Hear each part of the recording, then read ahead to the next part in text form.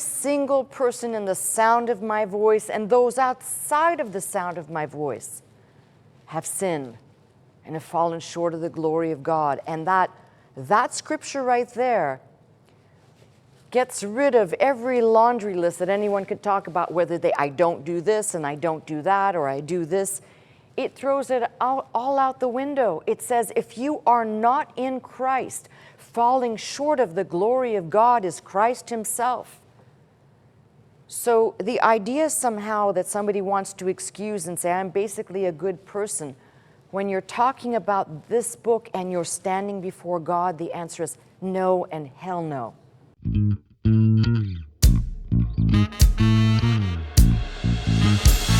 into this house, magnify the Lord, lift up holy hands, our hearts in one accord, worship and bow down before him, exalt his name today.